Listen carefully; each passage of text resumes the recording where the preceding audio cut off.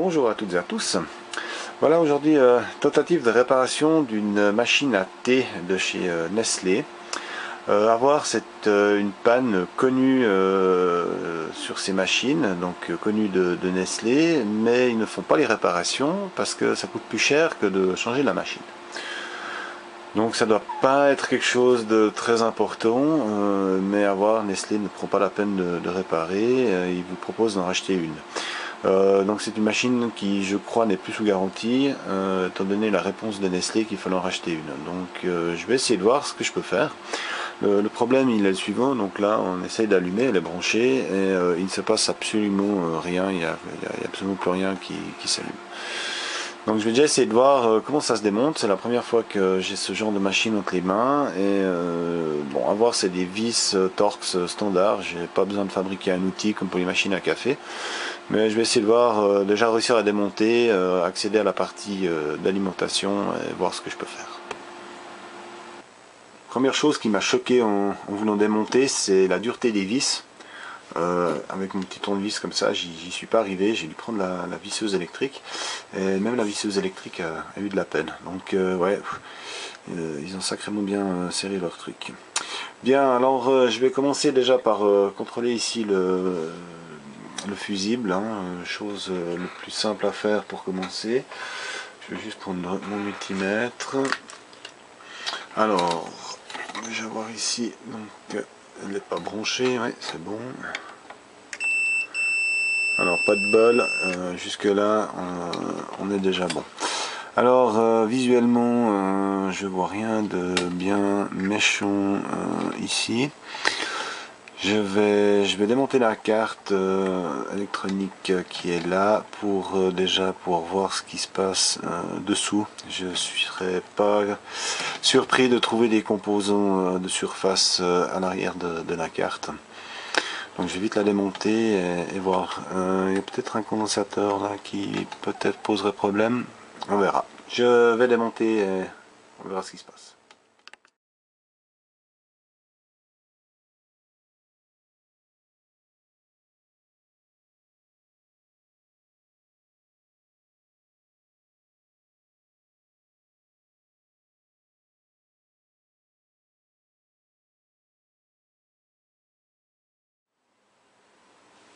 Voilà, après avoir contrôlé la carte ici d'alimentation et de gestion, les tensions étaient bonnes, les régulateurs de tension étaient alimentés en 8 volts, on avait une sortie de 5 volts, 3 volts, et je ne comprenais pas pourquoi cette machine ne s'allume pas. Et en fait, il y a un joli gag, et là j'en suis maintenant presque persuadé que c'est ça. Là, le long du corps de chauffe, on a des protections thermiques, il y en a 4 à 121 degrés. Et tout d'un coup, je me dis, mais je vais quand même mesurer ici l'alimentation, et j'ai rien. J'ai pas le 230 qui arrive. Donc j'ai un peu tout démonté pour rien, commencé à chercher les schémas pour absolument rien, et en fait le problème est sous mes yeux, il est ici. C'est une protection thermique qu'ils ont mis sur le long du corps de chauffe ici. Je vais les démonter, je vais les ouvrir, je vais essayer de voir lequel est foutu. Je vais essayer de garder au maximum la gaine pour pouvoir la réutiliser au cas où. Mais alors cette fois je suis certain, la carte n'est pas alimentée. Je vais démonter puis les mesurer. Voilà, je les ai sortis de la gaine. Voilà, celui-là il fonctionne pas. Celui-là il fonctionne pas. C'est des fusibles thermiques SF119E. Si on prend celui du dessous ici, j'ai fait un petit trou aussi dans la gaine. Voilà, et celui-là il fonctionne. Donc le problème il est là. Je vais en recommander, je les ai trouvés sur eBay. On les trouve à Taïwan. Je vais finir de remonter la machine, je vais quand même tout rebrancher, je vais l'alimenter en direct un tout petit moment depuis mon alimentation pour être sûr que le problème vient bien de là. Mais là je suis à parier, les deux là ils sont coupés. Donc voilà, j'ai cherché trop loin avant même déjà de contrôler l'alimentation. Donc si vous avez ce genre d'appareil, déjà contrôler que 230 arrive bien sur la carte d'alimentation principale. Voilà, je vais vite remonter ça puis on va vite l'essayer. Voilà, je l'ai branché en direct sur mon Alim, sur le Variac. J'ai juste débranché le corps de chauffe parce que il va jusqu'à 2 ampères, donc je ne vais pas le faire cramer. Et, je vais l'allumer. Voilà. Et là, tac. Et voilà, elle s'allume. Là, on voit les LED en rétro éclairage. Ah, je coupe tout. Voilà. Donc c'est bien ces fusibles thermiques. Je vais les commander, remplacer ça et elle est réparée. Donc pour ceux qui ont ce genre de machine, faites pas comme moi, commencez tout de suite par remplacer ça. J'ai trouvé ici en Suisse une autre référence de ces fusibles thermiques, des NTE 88118 chez Distrelec. Alors certes, ils sont un tout petit peu plus chers que sur eBay ou AliExpress, simplement que j'ai pu les avoir en 48 heures à peu près. Ensuite, j'ai recommandé également de la gaine thermique, donc isolante, pour remplacer celle qui est ici, qui est un plastique assez dur, donc je ne vais pas pouvoir la réutiliser.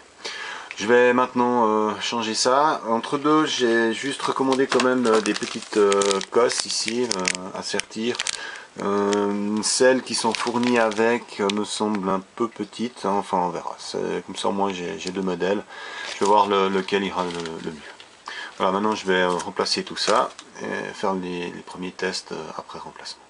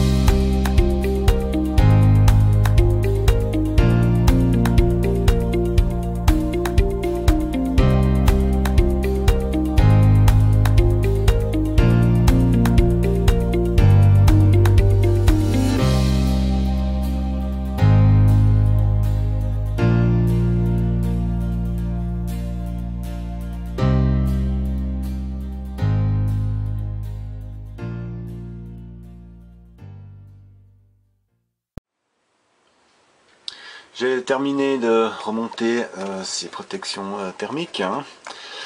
Elles sont plus ou moins à la même distance qu'ils étaient à l'époque. Maintenant je vais passer au test, voir si ça fonctionne. Donc là elle est branchée. Voilà, ici donc on a l'arrière des LED, hein. On devrait voir si ça s'allume. J'ai mis sous tension. Tac, voilà, ça s'allume. La pompe qui va... Voilà, donc j'éteins pour qu'il y ait de l'eau qui me coule partout. Donc voilà, ça fonctionne. Je vais remonter, refaire un petit test après, voir si ça fonctionne une fois qu'elle est remontée avec de l'eau, si tout est en ordre. Ah, j'ai mis une cartouche, la température ne fonctionnait pas, tant qu'il n'y a pas de cartouche. J'ai pu en trouver une. Alors on va tester maintenant le fonctionnement et voir surtout si l'eau sort chaude ou pas.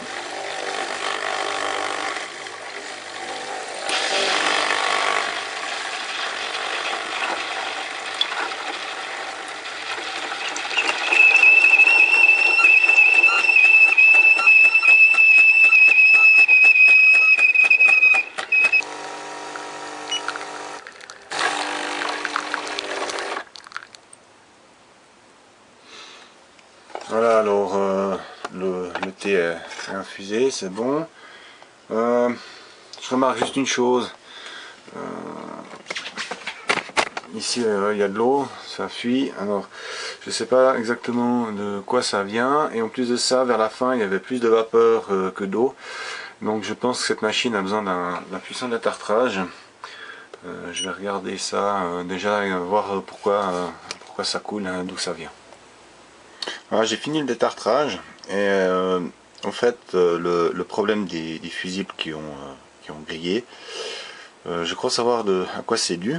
Alors la panne est d'autant plus dégueulasse que le système n'est pas réarmable, mais en plus de ça il y a une autre panne.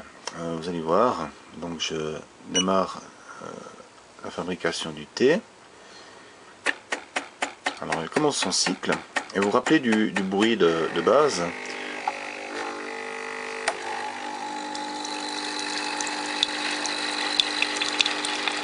Voilà, on a comme une montée en fait en pression, voilà, et voilà ce qui se passe.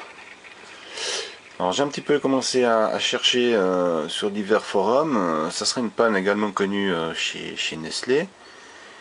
Ils proposent de remplacer la machine. Moi je n'entends pas de cette oreille, je vais quand même essayer de savoir ce qui se passe. Je vais continuer à chercher.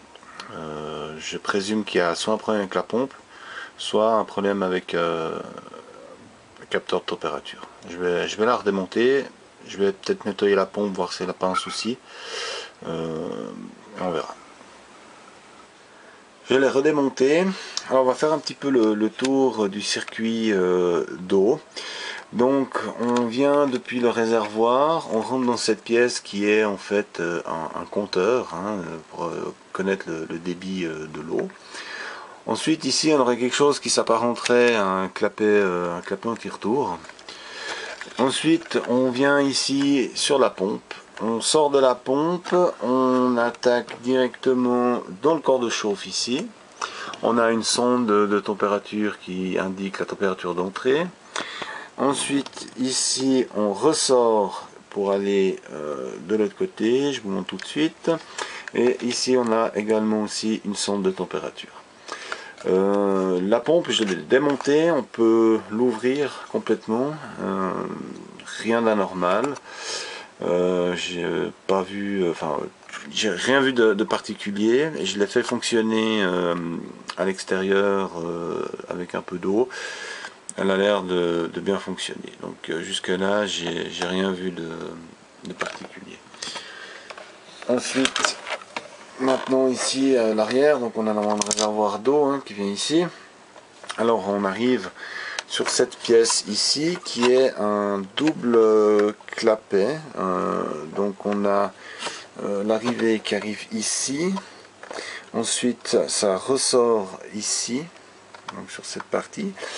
Et je ne sais pas exactement à quoi sert cette partie là. J'ai l'impression que c'est certainement s'il y a trop de pression, ça s'échappe par là. À mon avis c'est un clapet de protection au cas où il y a trop de pression.